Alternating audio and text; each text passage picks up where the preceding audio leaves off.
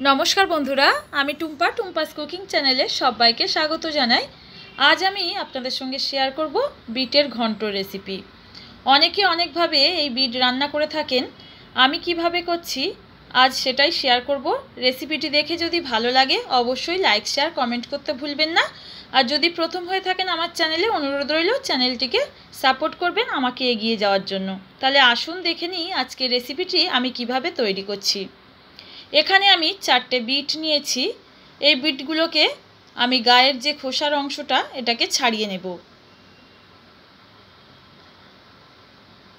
আমি ছুরির সাহায্যে এইভাবে করে খোসাগুলোকে ছাড়িয়ে নিচ্ছি। আপনারা বটি দিয়েও এই কাজটা করতে পারেন কিংবা এই রকম খোসা ছাড়ানো যে মেশিনগুলো থাকে এগুলো দিয়েও করতে পারেন। সমস্ত বিটের খোসাগুলো ছাড়িয়ে নিয়ে আমি ফেরত আসছি। এইবার আমি এই বিটগুলোকে ভালো করে জলে একবার ধুয়ে নেব।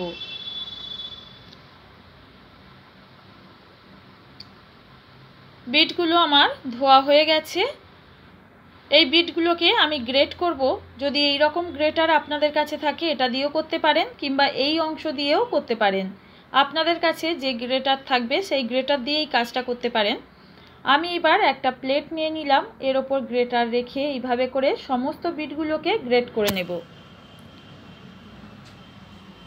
সমস্ত বিটগুলোকে গ্রেট করে নিয়ে যদি ঘন্ট করা হয় তাহলে ভালো হয় দেখতে আর খেতেও অসাধারণ হয়। যদি গ্রেটার না থাকে আপনারা বটি দিয়েও কাজটা করতে পারেন। এখানে আমার গ্রেট করা হয়ে গেছে।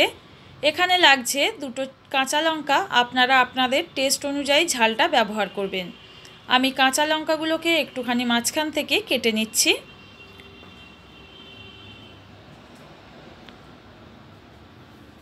এখানে লাগছে বিউলির ডালের বড়ি আর লাগছে কোরানো নারকেল। একদম সম্পূর্ণ নিরামিষ এই রেসিপি। গ্যাস ওভেনে কড়াই বসিয়ে দিলাম, দিয়ে পরিমাণ মতো সরষের তেল দিয়েছি। এবার বড়িগুলোকে আমি ভালো করে ভেজে নেব। যতক্ষণ না সোনালি রং আসে ততক্ষণ কিন্তু বড়িটাকে ভালো করে ডুবো তেলে ভেজে নিতে হবে। ভাজা হয়ে গেছে। এইবার এই তেলের মধ্যে আমি দিয়ে দেব কালো জিরে ফোড়ন, দিয়ে দেব কোরানো নারকেল। নারকেলটা যতক্ষণ না তেলটা ছেড়ে বেরিয়ে আসে ততক্ষণ কিন্তু ভেজে যেতে হবে। দেখুন তেলটা ছেড়ে দিয়েছে। এইবার এর মধ্যে আমি অ্যাড করে দেব কাঁচা লঙ্কা আর কোরানো বিটটাকে দিয়ে দিলাম। এবার ভালো করে এর মধ্যে আমি মিশিয়ে নিচ্ছি।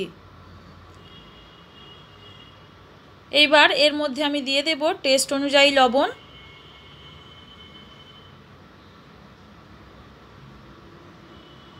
লবণটা দেওয়ার পর আবারও একটু মিশিয়ে নেব।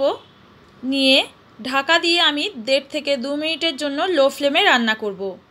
এতে করে বিটটা খুব নরম হয়ে যাবে। এই সময় আমি যে বড়িগুলোকে ভেজে রেখেছিলাম এই বড়িগুলোকে একটু ভেঙে নেব। ভারী কিছু দিয়ে এটা ভেঙে নিতে হবে। আমি নোড়ার সাহায্যে এগুলোকে ভেঙে নিচ্ছি। খুব বেশি গুঁড়ো করব না। দেখুন এইভাবে আমি সমস্ত বড়িগুলোকে ভেঙে নিলাম। এবার ঢাকাটা খুলে দিলাম। এদিকে বিটটাও অনেকটা নরম হয়ে গেছে, নাড়াচাড়া করে দিচ্ছি। এর মধ্যে আমি ভেঙে রাখা বড়ি আর দিয়ে দেব সামান্য পরিমাণে হলুদের গুঁড়ো, দিয়ে ভালো করে সমস্তটা মিশিয়ে নেব। নিয়ে আবারও 1.5 থেকে 2 মিনিটের জন্য গ্যাসের ফ্লেমটা লো টু মিডিয়ামে রেখে রান্না করব।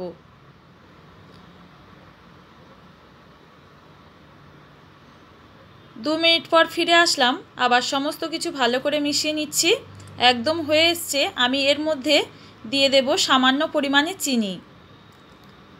যারা চিনি পছন্দ করেন না তারা না দিতে পারেন। এইবার দিয়ে দেব ভাজা মশলার গুঁড়ো। এর মধ্যে জিরে ও গোটা ধনে রোস্টেড করে আমি গুঁড়ো করে রেখেছিলাম সেটা দিয়ে দিলাম। একদম রেডি হয়ে গেল আজকের বিটের ঘন্ট। আমি এখানে নামিয়ে পরিবেশন করে দিচ্ছি। আপনারাও এইভাবে একদিন ট্রাই করুন। আশা করছি আপনাদের কাছেও এই রেসিপিটি নতুনত্ব লাগবে। কেমন লাগলো অবশ্যই আমাকে কমেন্ট করে জানাবেন। সবাই ভালো থাকবেন, সুস্থ থাকবেন। নমস্কার। দেখা হচ্ছে অন্য কোনো রেসিপি নিয়ে।